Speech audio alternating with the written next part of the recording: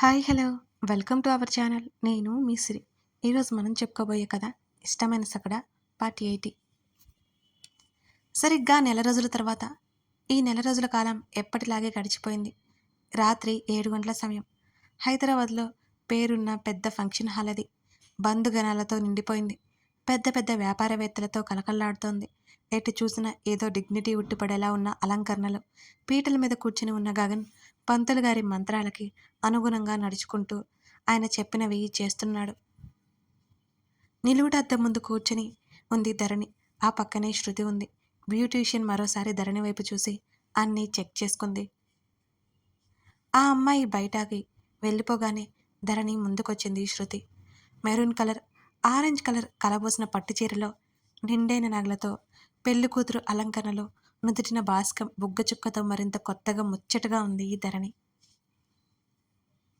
అబ్బబ్బా, సూపర్ ఉన్నావు ధరు, మడికలు విరిచింది శృతి. చాలే ఊరుకో, ధరణి చిన్నగా నవ్వింది. తన్ని తాను అద్దంలో చూసుకుంది. తనకి తానే సరికొత్తగా కనబడుతోంది ధరణి. రేవతి లోపలికొచ్చింది. కూతుర్ని చూడగానే ఆమె కళ్ళల్లో తిరిగిన నీళ్లు కష్టంగా దాచేసుకుంది రేవతి. ఇదిగో ధరణి, జ్యూస్ తాగు అంటూ దగ్గరుండి తాగించింది రేవతి. కూతుర్ని చూసి మురిసిపోయింది. శృతి, నేను పంపిస్తాను, అప్పుడు తీసుకురండి అన్నది రేవతి. శృతి నవ్వుతూ తలాడించింది. రేవతి వెళ్ళిపోతుంటే చేయి పట్టుకుని అమ్మా అంటూ పిలిచింది ధరణి. ఏమిటన్నట్టు కూతురు వైపు చూసింది రేవతి. నాకెందుకో కంగారుగా ఉంది అని ధరణి అనగానే, ఎందుకే? రేవతి నవ్వింది. ఏమో తెలీదు, పెళ్ళి కదా, అలాగే ఉంటుంది, కంగారు పడుకు, అందరూ మనవాళ్లే కదా, కూతురి గడ్డం పట్టుకుని చెప్పింది రేవతి. పిన్ని తీసుకురమ్మంటున్నారు అంటూ లోపలికొచ్చింది వర్ష. అవునా సరే, 5 నిమిషాలు తర్వాత తీసుకురండి చెప్పేసి బయటికి వెళ్ళిపోయింది రేవతి. అంతేకాక ఆ వయసు వాళ్ళు రిలేటివ్స్ అమ్మాయిలంతా ధరణిని ఆట పట్టిస్తుంటే వారిస్తోంది. లావణ్యని కూడా పిలిచింది ధరణి. లావణ్య మూలంగా ధరణి ఎన్నిసార్లు ఉదయం నుంచి సేఫ్ అయిందో వాళ్ళిద్దరికీ తెలియదు పాపం. సోనియా వచ్చి ధరణి అంటూ మొబైల్ ముందు పెట్టింది. Gold and maroon colour sherwani పెళ్లిపీటల మీద పెళ్లి కొడుకులాగా ఉన్న గగన్ని చూసి ధరణి నవ్వుకుంది. థ్యాంక్ యూ, అది నాకు సెండ్ చేయవా? ధరణి చెప్తుంటే మిగతా అందరూ ఆట పట్టించారు ఆమెను. అలాగే ధరణి అని ధరణి ఫోటో తీసుకెళ్లి గగన్కి చూపించింది సోనియా. శృతితో ఏదో మాట్లాడుతూ నవ్వుతున్న ధరణి ఫోటో చూసి అతని పెదవుల మీద చిరునవ్వు వచ్చింది. రాజేష్ని పిలిచి హర్షకి కాల్ చేశావా అని అడిగాడు. చేశాను గగన్, బయలుదేరాను అని చెప్పాడు అని రాజేష్ అన్నాడు. కాసేపటికి పెళ్లి కూతురిని తీసుకురమ్మని పంతులు గారు చెప్పడంతో సోనియా వెళ్ళింది పిలుచుకురావడానికి. స్వయంగా ప్రతాప్, ప్రకాష్ వెళ్ళారు ధరణి దగ్గరికి. మామయ్య అనుకుంటూ ఆశ్చర్యంగా చూసింది. పెళ్లి చేసుకుని వెళ్ళిపోతున్న కూతుర్ని చూసుకుని కంటతడి కనిపించుకునేకుండా ఒకవైపు నిలబడ్డాడు ప్రతాప్. ఇద్దరిని చూసి చిరునవ్వు నవ్వింది ధరణి. వెనుక యువతలు ఉండగా ఓవైపు తండ్రి, ఓవైపు మామయ్య ఉన్నారు. ధరణికి రేవతి, మాలవిక నవ్వుతూ చూస్తున్నారు. ధరణి అంటే ఏమాత్రం ఇష్టం లేకపోయినా మనవడి కోసం మౌనంగా ఉంది పార్వతమ్మ. మనవడి పెళ్లి చూస్తూ ఆమె మురిసిపోసాగింది. చేతిలో కొబ్బరి బొండ పట్టుకుని సంతోషమంతా ముఖంలో దాచుకుని పెదవుల మీద అలాగే చిరునవ్వుతో సన్నటి సిగ్గుతో నడిచి వస్తున్న పెళ్లి కూతురు మీదే అందరి చూపులు పడిపోయాయి ఆ క్షణం. మరీ ముఖ్యంగా గగన్ చూపులు ఆమెకు అతికించేశాడు. ఆమె అసలు తల ఎత్తి చూడనే లేదు. ఇద్దరికీ అడ్డుతెర వేసి ఎదురుగా కూర్చోబెట్టారు. పెళ్లి తతంగం జరుగుతోంది. ఒకవైపు సన్నాయి మేళాలు, భోజన గుమగుమలు, బంధువుల నవ్వులు గలగలలు, దిష్టి చుక్కల అక్కడక్కడ అక్కసి వెళ్ళగక్కే మనుషులు కూడా ఉన్నారు. అయిన వారితో ఆ స్టేజ్ అంతా నిండిపోయింది. మరోవైపు ఉదయ్ ఫ్యామిలీ కూడా పెళ్లికొచ్చారు. ఉదయ్, శివకుమార్ ఇద్దరూ చాలా అసహనంగా ఉన్నారు. మావయ్య, ఏదో చేస్తాను చేస్తాను అన్నా నువ్వేం చేయలేదు. ఉదయ్ ఓడిపోయాను అన్న భావంతో, అవమానంతో రగిలిపోయాడు. ఆగు అల్లుడు, ఆగు, మరి కాసేపట్లో ధరణి మెడలో నువ్వే తాళి కడతావు, చాలా నెమ్మదిగా చెప్పాడు శివకుమార్. ఎలా గగన్ ఉండగా నేనెలా కట్టగలను అని అసహనంగా చెప్పాడు ఉదయ్. మరి కొద్దిసేపట్లో ధరణిని మన వాళ్ళు కిడ్నాప్ చేస్తారు. పెళ్ళి ఆగిపోతుంది. ధరణి మెడలో నువ్వు తాళి కట్టి ఈ మండపంలోకి తీసుకొస్తావు. పెళ్లి జరిగిన తర్వాత ఎవరు ఏం చేయలేరు. కాకపోతే 4 దెబ్బలు వేసి తిడతారు. తన ప్లాన్ వివరించాడు శివకుమార్. కానీ వాడు ఆగుతాడా? చంపేస్తాడేమో నన్ను. గగన్ అంటే సాధారణంగా ఉండే భయంతో అన్నాడు ఉదయ్. ఆల్రెడీ దెబ్బలు రుచి చూశాడు కదా. పెళ్ళైన తర్వాత వాడు ఏం చేయలేడు. అంతేకాక నువ్వు పెళ్లి చేసుకున్న ధరణిని మాలవిక చస్తే ఇంటి కోడలుగా రానివ్వదు. అదిగో ఆ పెద్దావిడుంది కదా, అసలే వర్షనిచ్చి పెళ్లి చేయాలని ఉంది. ఆవిడ ఒప్పుకోదు. ముందు అందరికంటే ధరణి ఒప్పుకోదు. తన సెంటిమెంట్స్ నీకు తెలియకుండా లేవు కదా అంటూ అదోలా నవ్వాడు. శివకుమార్ ఎలా ప్లాన్ చేశాడో వివరిస్తుంటే వినసాగాడు ఉదయ్. ధరణి తనకి దక్కబోతుందని సంతోషంలో ఉన్నాడు ఉదయ్. థ్యాంక్ గాడ్ ఇప్పటికైనా వచ్చారు తమరు. బెస్ట్ ఫ్రెండ్ అంటారు, ఇంపార్టెంట్ డేస్లో కలిసి ఉండరు. కారులోనే వస్తుండగానే అన్నది వేద. వాళ్ళ ఫ్రెండ్షిప్ అదో టైప్లే వదిన, చాలా డిఫరెంట్గా ఉంటుందిలే అన్నాడు ఆది డ్రైవ్ చేస్తూ. నిజమే, వేద కూడా ఒప్పుకుంది. మమ్మీ డాడీ వెళ్ళారా? కాల్ చేయవేదా? వెనక నుంచి ఆదిత్యని చూస్తూ అన్నాడు హర్ష. మమ్మీ డాడీ వెళ్ళారు వదినవా. వాళ్ళ మమ్మీ డాడీ కూడా వెళ్ళారు. మనకే లేట్ అని భుజాలు కదిలించాడు ఆదిత్య. అయినా అన్నయ్య ఒక మ్యాచ్ వదిలేసుకోవచ్చు కదా అని అన్నాడు ఆదిత్య. మన కోసం అలా చేయలేం కదరా. నోరు మూసుకుని డ్రైవ్ చేయి విసుక్కున్నాడు హర్ష. అతను మ్యాచ్ ఆడి అవ్వగానే ఫ్లైట్ ఎక్కేసి వచ్చాడు. అతను వచ్చే వరకు వెయిట్ చేసి అతనితో పాటు గగన్ పెళ్లికి బయలుదేరింది వేద. అలాంటప్పుడు హడావుడిగా రావడం ఎందుకు? తీరా రేపు రిసెప్షన్కి వెళ్తే సరిపోయేది అన్నాడు ఆదిత్య. ఎక్స్ట్రాలు చేసావంటే నీ మీటర్ డాడీ దగ్గర లీక్ చేయాల్సి వస్తుంది. హర్ష మాటలకి నోరు మూసుకున్నాడు ఆది. హర్ష ముఖంలోకి చూసింది వేద.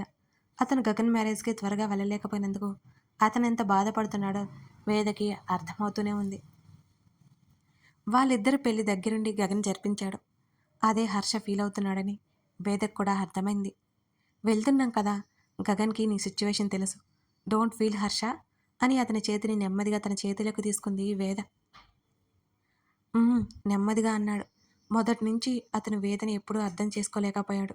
కానీ ఆమె అలా కాదు. అప్పుడు ఇప్పుడు ఎప్పుడూ తన్ని అర్థం చేసుకుంటూనే ఉంటుంది అనుకున్నాడు హర్ష. అతను చాలా లేటుగా వేద గురించి తెలుసుకుంటున్నాడు. గగన్ చెప్పినప్పుడు తను అనుకోలేదు, కానీ వేద తప్ప అతని లైఫ్లో మరి ఎవరిని ఊహించుకోలేడు హర్ష. ఆమె చేతిని తీసుకుని వెనక వైపు అతను ముద్దు పెట్టుకున్నాడు. పెళ్లి కాని పిల్లాడు ఇక్కడే ఉన్నాడు అన్నాడు ఆదిత్య. వేద నవ్వింది. నువ్వు పిల్లాడవంటే నవ్వుతారు జనాలు. నువ్వు వెనక నడిపిన కథ తెలియదనుకోకు అన్నాడు హర్ష. ఎందుకొచ్చిన గొడవలే అని నోరు మూసుకున్నాడు ఆదిత్య. వర్ష గురించి హర్షకు అర్థమైందని అర్థమైపోయింది ఆదిత్యకు కూడా. బొట్టేదే వర్షను కసిరింది పార్వతమ్మ. పెట్టుకున్నానమ్మా, స్టిక్కర్ పోయింది అన్నది నుదిటిన వేలితో తడుముకుందు. వెళ్ళి పెట్టుకురా పార్వతి అమ్మ విసుక్కుంది. సరే అన్నట్టు తలాడించి అక్కడి నుంచి జారుకుంది వర్ష. పంతులు గారి మంత్రోచ్చారణ పెద్దగా వినబడుతూ దానికి తగ్గట్టు సన్నాయి మేళం మోగుతోంది. ధరణి ముఖంలో సంతోషమంతా కనబడుతోంది. చిత్రంగా ఒకరినొకరు చూసుకోవాలనే కోరిక బలపడుతోంది. నిజంగానే ఎదుటి వాళ్ళ ముఖంలో సంతోషం చూడాలని ఇద్దరిలోనూ ఉంది. పక్కనే ఉన్నాడు రాజేష్. ఇటువైపు శృతి, వర్ష, సోనియా ఇంకా కొందరు అమ్మాయిలు ఆట పట్టిస్తున్నారు. ఫోన్ పదే పదే మోగుతుంటే కట్ చేస్తూనే ఉన్నాడు రాజేష్. చూడరా, ఆ సౌండ్కి ఇరిటేట్ అయిపోయి అన్నాడు గగన్.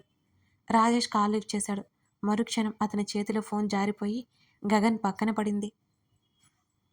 అది తీసి రాజేష్కి ఇవ్వబోతున్న అతనికి రాజేష్ ముఖంలో కంగారు, చిరుచెమటలు కనిపించి అతని కళ్ళు చిన్నవైపోయాయి. ఆ ఫోన్ తీసి చెవి పక్కన పెట్టుకున్నాడు గగన్. అవతల నుంచి చెప్పిన మాటలు విని అతని కనువాపలు వడల్పయ్యాయి. వినకూడదనేదో విన్నట్టు అతని ముఖం పాలిపోయింది. చుట్టూ ఏం జరుగుతుందో కూడా అతనికి గుర్తులేదు ఆ క్షణం. ఫోన్ చెవి దగ్గర పెట్టుకుని వెంటనే పైకి లేచాడు గగన్. ఏం మాట్లాడుతున్నారు మీరు? అతని స్వరం గట్టిగా వినిపించి పంతులు గారు మంత్రాలు ఆపేశారు. పైకి లేచిన అతన్ని ధరణి అయోమయంగా చూసింది. అతని ముఖంలో సీరియస్నెస్ చూసి ఆమె ముఖంలో నవ్వు నెమ్మదిగా మాయమైపోయింది. అందరూ ఏమైంది అన్నట్టుగా చూస్తున్నారు. అతను కూర్చున్న ప్లేస్ నుంచి అడుగులు పక్కకు పెడుతుంటే పార్వతమ్మ లేచి నిలబడింది. కన్నా, అలా లేచి వెళ్ళిపోకూడదు ఆమె వారిస్తున్నట్టు చెప్పింది. మాల్విక, ప్రకాష్, రేవతి, ప్రతాప్ వెంటనే తేరుకుని గగన్ దగ్గరికి వచ్చేలోపు నేను వెళ్ళాలి అంటూ ఒక్క క్షణం ఆగకుండా మెడలో ఉన్న ఉత్తరీయం పక్కన పడేశాడు. అది ధరణి ముందర పడింది. గగన్ ఆగు! మాలవిక పిలుస్తున్నా వినిపించుకోలేదతను. రాజేష్ కూడా గగన్ వెంట పరిగెత్తాడు. అసలేమైందో అర్థం కాలేదు ఏ ఒక్కరికి. మొదట నిశ్శబ్దంగా ఉన్న కళ్యాణ మండపం అంతా గుసగుసలకి తావైంది. ధరణి ఒక విధమైన షాక్లో అలాగే నిశ్శబ్దంగా మౌనంగా ఉండిపోయింది. వెంటనే గగన్కి కాల్ ట్రై చేస్తున్నా అతను లిఫ్ట్ చేయలేదు. ప్రకాష్ కూడా వెనక వెళ్ళగా తప్పలేదు. సెల్లలా బిగుసుకుపోయిన కూర్చున్న ధరణిని చూసి గబుక్కున దగ్గరికొచ్చింది రేవతి. పక్కన ఎవరో కాస్త దూరంగా తన కూతుర్ని తప్పుపట్టడం గురించి మాట్లాడుకుంటుంటే రేవతికి అసలు బాధగా వినలేకపోయింది. వాళ్ళ వైపు కోపంగా చూసి ధరణి భుజాల చుట్టూ చేయి వేసి పైకి లేవదీసింది రేవతి. తల్లి తీసుకెళ్తుంటే బొమ్మలాగా తల్లిని అనుసరించింది. ఆమె మెదడు మొద్దుబారిపోయినట్టు ఫీల్ అయిపోయింది. కనీసం వెళ్తూ వెళ్తూ తన వైపు కూడా చూడని అతని ప్రవర్తనకి ఆమె మనసు కలిచివేసినట్లయిపోయింది. రూమ్లోకి తీసుకువెళ్ళిన తర్వాత అలాగే మౌనంగా కూర్చుంది ధరణి.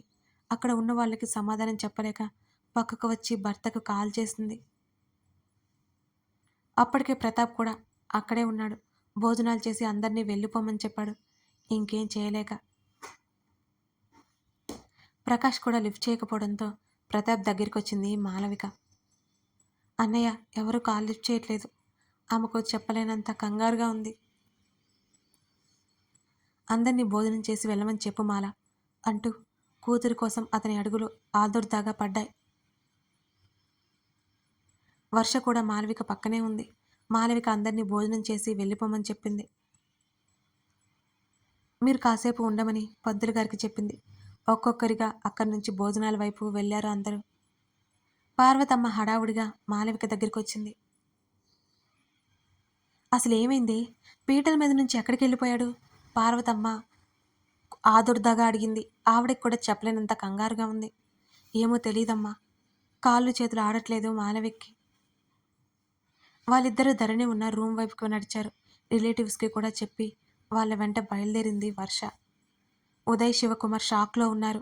ఏమైందో తెలుసుకోవడానికి అన్నట్టు రజని దీక్ష కూడా మాలవిక వాళ్ళ దగ్గరికి బయలుదేరారు. కొందరు దగ్గర వాళ్ళు అక్కడే ఉంటే మిగతా వాళ్ళందరూ బయలుదేరారు. మావయ్య ఏంటిది?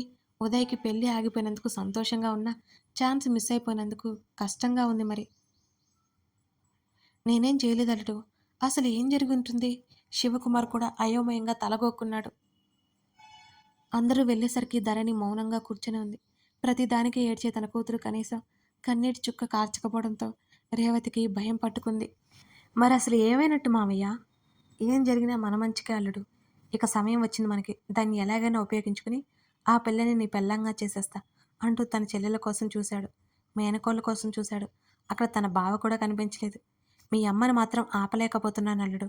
వాళ్ళకి ఏదైనా సమస్య వస్తే చాలు ముందే పరిగెడుతుంది అని ఇలాగా వదిలేస్తే మీ నాన్న కూడా వాళ్ళతోనే పోయేలా ఉన్నాడు విసుక్కున్నాడు శివకుమార్.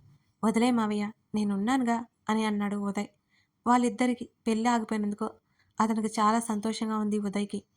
నువ్వే నా ఆస్తి అల్లుడు గర్వంగా ఉదయ్ భుజం చరిచాడు. అందరూ వెళ్ళేసరికి ధరణి మౌనంగా కూర్చుని ఉంది. ప్రతిదానికి ఏడ్చి తన కూతురు కనీసం కన్నీటి చుక్క కూడా కార్చకపోవడం రేవతికి భయం పట్టుకుంది. కూతురి పక్కన కూర్చున్నాడు ప్రతాప్. ధరణి అలాగే మౌనంగా ఏటో చూస్తూ కూర్చుంది. ఎప్పుడూ లేనిది రేవతి కళ్ళల్లో నీళ్లు. అది చూసి మాలవిక మనసు చలించిపోయింది. అది తన కొడుకు వల్ల. పార్వతమ్మ కూడా జాలి వేసింది ధరణిని చూస్తుంటే. ధరణి అంటే ఇష్టం లేకపోయినా సరే పీటల వరకు వచ్చి పెళ్ళి ఆగిపోవడం ఆమెకు కూడా నచ్చలేదు. ఆమె ధరణి వైపు చూసింది. ఇలాంటి పరిస్థితుల్లో ధరణి ఒక విధమైన షాక్లో ఉండడం అందరినీ కలిచివేసింది. భయాందోళనలకు గురిచేసింది. ధరణి తండ్రి పిలుపుకి ఆమె నెమ్మదిగా కళ్ళు తిప్పి చూసింది. ఆయనకి కూతురు గురించి చెప్పలేనంత బాధగా ఉంది. నెమ్మదిగా కూతురి భుజం చుట్టూ చెయ్యేసి తన భుజం మీదకి వాల్చుకున్నాడు ప్రతాప్. ఒకవైపు చేతుల్లో ముఖం దాచుకుంది రేవతి. ఎవరికి ఏం మాట్లాడాలో అర్థం కాక ఒక్కొక్కరు అక్కడి నుంచి నిష్క్రమించారు. చివరికి వర్ష, పార్వతమ్మ, మాలవిక, రేవతి, ప్రతాప్ మాత్రమే అక్కడున్నారు. ఒకవైపు మాలవిక, ప్రతాప్ ఫోన్లు చేస్తూనే ఉన్నారు. కాసేపటికి ప్రకాష్ కాల్ లిఫ్ట్ చేశాడు. స్పీకర్ ఆన్ చేసింది మాలవిక. ఏమైందండి ఆవిడ మాటలకు అందరూ తల్ల తిప్పి చూశారు. ఒక్క ధరణి తప్ప. గగన్ ఫ్రెండ్కి యాక్సిడెంట్ అయింది. మేము హాస్పిటల్లో ఉన్నాం అని అన్నాడు ప్రకాష్. ఎవరికి? హర్ష అని చెప్పాడు. హర్ష మాలవిక్కి బాగా తెలుసు. ఆమె కూడా కంగారు పడింది. ఎలా ఉంది? ఎవరికేం కాలేదు కదా? ఆవిడ గొంతు వణికింది. ముగ్గురికి బాగా దెబ్బలు తగిలాయి. 24 అవర్స్ గడిస్తే గానీ ఏం చెప్పలేమని డాక్టర్స్ చెప్తున్నారు అని అన్నాడు ప్రకాష్. ఇక ఎవరికి ఏం మాట్లాడాలో అర్థం కాలేదు. హర్ష భార్యకి చాలా సీరియస్గా ఉంది అని అన్నాడు. అయ్యో, అలా ఎలా జరిగింది? తెలియదు మాల. అదంతా తెలుసుకోవాలి. ధరణి ఎలా ఉంది అని అడిగాడు ప్రకాష్. ఉంది అన్నది తప్ప బాగుందని చెప్పలేదు కదా. ఆయనకు కూడా విషయం అర్థమై కాల్ కట్ చేశాడు. ఎవరు ఏం మాట్లాడలేదు. గగన్ వస్తే కానీ అసలు విషయం తెలియదు. పంతులు గారు పిలుస్తున్నారని చెప్పడంతో వర్ష బయటికెళ్ళింది ఆయన్ని పంపించడానికి. ఇంకా అక్కడ ఉన్న దగ్గర వాళ్ళని తీసుకుని ఇంటికి బయలుదేరారు అందరూ. మరునాటి ఉదయానికి ఇల్లంతా ఖాళీ అయిపోయింది. టిఫిన్ తినడానికి ధరణిని తీసుకెళ్లడానికి వచ్చింది మాలవిక. ధరణి, రా టిఫిన్ చేద్దాం పిలిచింది మాలవిక. ఆమె మౌనంగా లేచి మాలవికతో పాటు వచ్చింది. ముందు రోజు నుంచి ఆమె ఎవరితో మాట్లాడకపోవడం మాలవిక గమనించింది. ధరణికి ఏం చెప్పుకుంటాడో తన కొడుకే చెప్పుకోవాలి. అప్పటి వరకు ధరణి మామూలుగా అవ్వదు. అది ఆమెకి తెలుసు. చాలా మౌనంగా తింటున్న కూతుర్ని చూసి రేవతికి చెప్పలేనంత కంగారు వేసింది. ప్రకాష్ అప్పుడే ఇంటికి వచ్చేశాడు. సీరియస్గా ఉందని చెప్పేసి ప్రతాప్తో మాట్లాడడానికి వెళ్ళిపోయాడు. తిన్న తర్వాత ధరణి లేచి మౌనంగా హాల్లో కూర్చుంది. విపరీతమైన జాలి కలిగింది పార్వతమ్మకి ధరణిని అలా చూసి. ఏమే పిల్ల? ఆమె పిలుపుకి ఏంటన్నట్టు చూసింది ధరణి. యాక్సిడెంట్ అని చెప్తున్నారు కదా, నువ్వు భయపడుకో. ముఖ్యమైన విషయం కాబట్టే వెళ్ళిపోయాడు. వచ్చాక చూద్దాంగా అన్నది పార్వతమ్మ. ధరణి మళ్ళీ చూపులు పక్కకు తిప్పుకుంది. తినబుద్ధి కాలేదు రేవతికైతే. చిన్నప్పటి నుంచి ధరణి ప్రవర్తన ఆమెకు భయం కలిగిస్తూనే ఉంటుంది. ప్రతి దాంట్లో చాలా సెన్సిటివ్గా ఉంటుంది. అది పోగొట్టాలని రేవతి ఎంత ప్రయత్నించినా ఆమె వల్ల కాలేదు. 2 రోజుల తర్వాత రాత్రి ఎప్పుడో ఇంటికొచ్చాడు గగన్. కథ కొనసాగుతోంది. ఈ ఎపిసోడ్లో అయితే నేనేం అడగను, మీకేం అర్థమైందో మాత్రం చెప్పండి, సరేనా? ఇప్పుడు ధరణి రియాక్షన్ ఏంటి? గగన్ వచ్చాడు కదా. లైక్ చేయడం, కామెంట్ చేయడం మర్చిపోకండి ఫ్రెండ్స్. అలాగే చాలామంది దాదాపు 30K మెంబర్స్ మన వీడియోస్ చూస్తున్నారు కానీ సబ్స్క్రైబ్ చేసుకోవట్లేదు. సబ్స్క్రైబ్ చేసుకోవచ్చు కదండి.